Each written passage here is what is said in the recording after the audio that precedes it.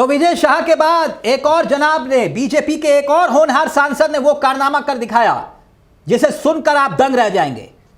आपको गुस्सा आएगा, आक्रोश आएगा कि आखिरकार ये बीजेपी के सांसद कह क्या रहे हैं और इन्हें सांसद बनाया किसने। पहलगाम हमले के बाद से एक के बाद एक बयान आ रहे हैं। विजय शाह का बयान, मंत्री विजय शाह, और अब एक और बीजेपी के होनहार सांसद का बयान सामने आया है जिसे देखकर आप हैरत में पड़ने वाले हैं। ये सांसद सारी हदें पार कर रहे हैं। ये सांसद कौन है और ऐसा कौन सा इन्होंने बयान दिया है, पहले सुनिएगा और फिर उस बयान की सच्चाई भी बताऊंगा आपको। सिर्फ आज विजय शाह का जिक्र नहीं है, इस सांसद का भी जिक्र है। यही सांसद मैं जिसका जिक्र कर रहा हूं। सुनिए, पहलगाम आतंकी हमले को लेकर बीजेपी का यह सांसद, यह नेता क्या कह रहा है, और फिर विजय शाह पर भी एक बड़ा अपडेट है, वो भी आऊंगा मैं। लेकिन पहले जरा सुनिए दोस्तों, एक बार फिर से सारी हदें पार हुई हैं बीजेपी के एक और सांसद के द्वारा। सुनिए और फिर ये बयान क्यों आ रहे हैं वो भी आपको बताऊंगा। तो हमारी वीरांगनाएं बहन थी जिनकी मांग का सिंदूर छीन लिया गया। वीरांगना का भाव नहीं था, जोश नहीं था, जज्बा नहीं था, दिल नहीं था, इसलिए हाथ जोड़ के गोली का शिकार।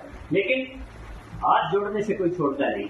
हमारे आदमी वहां पर हाथ जोड़ के मारे गए। दोस्तों जानते कौन है ये? है राज्यसभा के सांसद, इनका नाम है रामचंद्र जांगड़ा साहब। जांगड़ा साहब बहुत विवादित बयान दे गए। इनका बयान तो कुछ लंबा चौड़ा है, ये छोटा सा अंश है। पहलगाम हमले की पीड़ित महिलाओं में वीरांगनाओं की भाव नहीं था, समझ रहे हैं? जिन्होंने अपने सुहाग को खोया उनमें जोश नहीं था, ये कह रहे हैं, जज्बा नहीं था, ये कह रहे हैं इसलिए हाथ जोड़कर गोली का शिकार बन गए। दोस्तों ये और आगे जो कुछ कह रहे हैं मैं अब उस पर भी आऊंगा, मगर मेरा यहां पर एक सवाल है। आप जानते हैं इस तरह के जो नेता होते हैं, वो ये नेता इतनी हिम्मत ला कहां से रहे हैं और ये क्यों हो रहा है बार बार? जानते हैं आप, विजय शाह की तरह ये जो सांसद हैं जिनका मैंने जिक्र किया अभी, ये भी वही कर रहे थे, मोदी जी की शान में कसीदे गढ़ रहे थे, बता रहे थे देशवासियों को कि ऑपरेशन सिंदूर की कामयाबी सिर्फ मोदी जी की वजह से आई। और यही बात बताते बताते वो इस तरह का बयान दे रहे हैं। अब देखिए आगे क्या कह रहे हैं आपकी स्क्रीन पर दोस्तों। आगे जो ये कह रहे हैं उसे भी सुनिएगा, उसे भी सुनकर आप हैरत में आ जाएंगे, क्योंकि अभी तक सिर्फ बात यहां पर इतनी नहीं थी। अब आगे देखिए, कह रहे हैं कि अगर पर्यटक आतंकियों के आगे हाथ ना जोड़ते तो मारे नहीं जाते। साथ ही उन्होंने और आगे भी क्या कुछ कहा, जिन लोगों की वहां पर हत्याएं कर दी गई उस समय उनकी पत्नियों में वीरांगनाओं का भाव और जोश नहीं था। अब ये जनाब यही नहीं रुकते हैं और भी बहुत कुछ कहते हैं, मगर पहले मैं उन बयानों पर भी आऊं। एमपी के जो मंत्री हैं विजय शाह का, जिनका मैंने ये जिक्र किया, ये वाले मंत्री आपको याद होगा, इन मंत्री को कभी आप भूल नहीं पाएंगे। इन्होंने एक नया पैतरा अपनाया है। अब तो ये नए वाले आए हैं, इसके बाद और भी आएंगे, मुझे पूरा यकीन है, क्योंकि ये एक सीरीज चल रही है, ताकि आप जो है ना, आपके जहन में ये आ जाए कि भैया ऑपरेशन सिंदूर का मतलब पीएम मोदी, हमारे देश की सेना नहीं। ये बहादुर बेटी का अपमान करने वाले ये विजय शाह, इन्होंने एक नया पैतरा चलाया। जानते हैं दोस्तों क्या?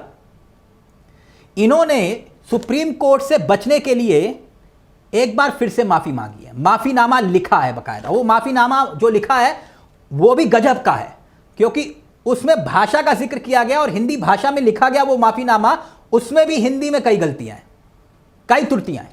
जय हिंद। पिछले दिनों पहलगाम में हुए जघन्य हत्याकांड से मन दुखी और विचलित था। मेरा राष्ट्र के प्रति अपार प्रेम और भारतीय सेना के प्रति आदर और सम्मान हमेशा रहा है। मेरे द्वारा कहे गए शब्दों से समुदाय, धर्म और देशवासियों को दुख पहुंचा है। ये मेरी भाषाई भूल थी। मेरा आशय किसी भी धर्म, जाति या समुदाय को ठेस पहुंचाना या आहत करना नहीं था। भूलवश अपने द्वारा कहे गए शब्दों के लिए मैं पूरी तरह भारतीय सेना, बहन कर्नल सोफिया कुरैशी, समस्त देशवासियों से पूरी तरह क्षमा प्रार्थी हूँ एवं पुनः हाथ जोड़कर अब सबसे माफी मांगता हूँ।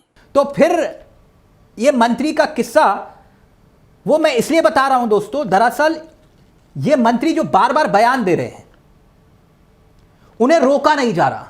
क्या पीएम मोदी ने कहा डांट फटकार कर कि भाई इस तरह का बयान बर्दाश्त नहीं करूंगा और जिस शख्स ने यह बयान दिया उसको पार्टी से तुरंत बाहर निकालो? नहीं ना। उनका सिंदूर गरम वाला बयान खूब छाया, लेकिन एक बार अगर विजय शाह को कुछ बोल देते तो मजाल नहीं थी कि ये रामचंद्र जांगड़ा और वो देवड़ा जैसे बयान आते, और अभी और भी आएंगे, ये इंतजार करिएगा। बस चुनाव नजदीक है बिहार का। मैंने इसलिए कहा, या फिर अमित शाह जी ने या फिर नड्डा जी ने, ये तमाम जो 3G है बीजेपी की, इन्होंने कुछ कहा नहीं ना, इसीलिए ये बयान आ रहे हैं। अब सुनिए रामचंद्र जांगड़ा जो हैं और क्या कुछ कह रहे हैं, ध्यान से सुनिएगा। अब फिर आगे वही मोदी जी का जिक्र। जो ट्रेनिंग पीएम मोदी इस देश के लोगों को देना चाहते हैं, अगर ये ट्रेनिंग उन पर्यटकों के पास होती तो 3 उग्रवादी 26 लोगों को नहीं मार सकते थे। उनके हाथ में जो भी आता लाठी डंडा, अगर उन पर चारों तरफ से हमला कर दिया जाता तो ज्यादा से ज्यादा 5-6 लोग मर जाते, आतंकवादी भी मारे जाते। हमारे पर्यटक हाथ जोड़कर मारे गए, हाथ जोड़ने से कोई नहीं छोड़ता। समझ रहे हैं? तो माननीय सांसद ये काम करिए। अगर आपको लगता है कि जिन महिलाओं ने अपने पति को खोया, अपने सुहाग को खोया, जिन्होंने अपनी जिंदगी को एक बार, कहते हैं ना कि शादी के बाद एक नई जिंदगी शुरू होती है, चंद मिनटों की वो जिंदगी थी, वो खत्म हो गई। अगर आपकी नज़र में वीरांगनाओं का भाव नहीं था तो एक काम करिए, आपके इर्द गिर्द सिक्योरिटी वाले होंगे, जो आपने लड़ भिड़ कर शायद सिक्योरिटी ली होगी, उस सिक्योरिटी को छोड़ दीजिए बस। अगर आप में इतनी कुव्वत और इतना दम है जो आप कह रहे हो कि अगर आपके सामने कोई AK-47 लेकर आ जाता तो आप लाठी डंडे से उसको मार देते। आप ये नहीं पूछेंगे अपनी सरकार से कि वहां पर सुरक्षा क्यों नहीं थी, वहां सुरक्षा के बंदोबस्त क्यों नहीं थे, वहां इतने पर्यटक पहुंच कैसे गए थे, और इंटेलिजेंस फेलियर इसको लेकर सवाल। वहां पर तो आपके एक सांसद अपनी शादी की सालगिरह बना रहे थे 25वीं, और वहां पर सिक्योरिटी का बंदोबस्त था, लेकिन वो पर्यटक 2500 जो वहां पहुंच गए थे, वहां पर एक अदद सुरक्षा कर्मी नहीं था। यह सवाल पूछने की बजाय आप यह कह रहे हैं कि पहलगाम में जो हमारी वीरांगनाएं बहनें हैं, उनमें जिन्होंने अपनी मांग का सिंदूर खोया, उन्हें आप अपमानित कर रहे हैं, उन्हें आप कमजोर बता रहे हैं। यह कौन सी सियासत हो रही है? वीरांगनाओं का भाव नहीं था, जोश नहीं था, जज्बा नहीं था, इसलिए हाथ जोड़कर गोली का शिकार हो गए। सांसद जी, ये आप बोल तो गए, लेकिन हो सकता है विजय शाह की तरह आप भी कानून के कटघरे में आ जाएं।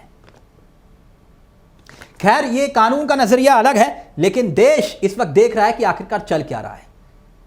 ऑपरेशन सिंदूर की कामयाबी के क्षण को, उस गर्व के पल को सियासत के तराजू पर तोला जा रहा है।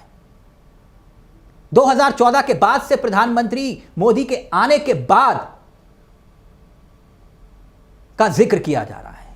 लगता है कि 2014 के बाद से ही देश आजाद हुआ, जैसे कभी कंगना ने कहा था।